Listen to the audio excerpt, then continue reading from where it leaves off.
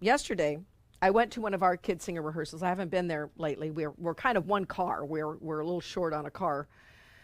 One's in the repair shop. So I haven't always been going to our kid singer rehearsals. These are our inner city kids. They're ages 8 to 18.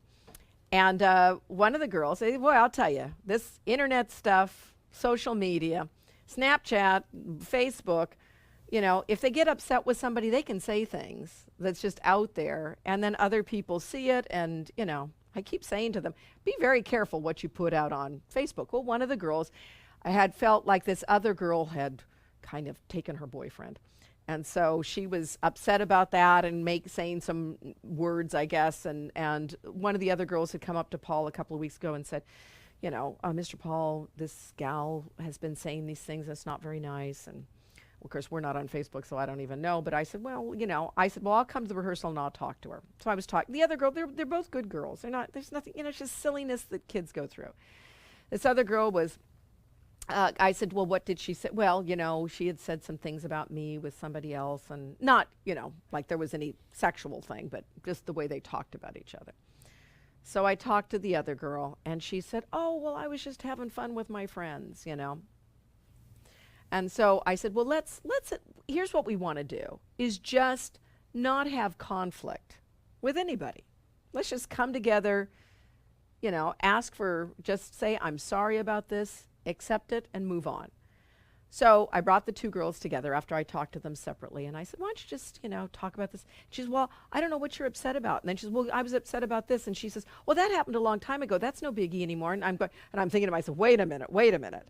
You know, that's not what this is about. It's not about picking up something. I don't care how long ago it was. If it upsets her, still it upsets her, even if it was a long time ago.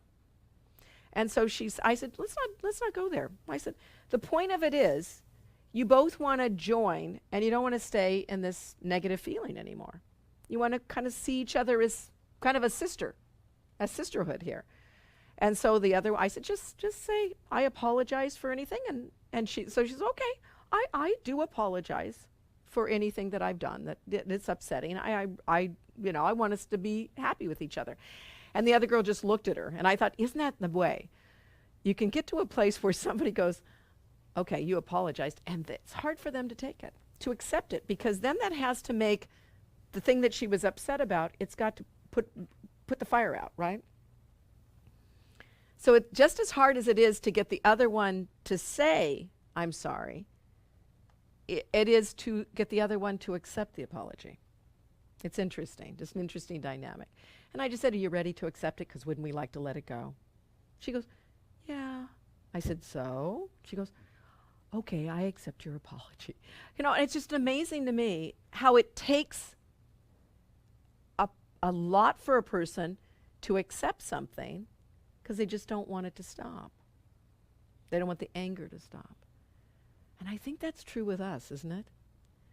A lot of stuff that may be going on inside of us that it is just hard for us to let go of, because we think that by not so much letting go of it, but allowing peace to reign on it, just seems like it's not enough, you know? Not enough putting the screws to that other person. And yet, as you are putting the screws to that other person and holding them in prison, where are you? But watching them while they're in prison. So this is a hard practice for us because we're used to keeping people in prison, aren't we? That seems normal. But when we start looking at it, it's not so normal.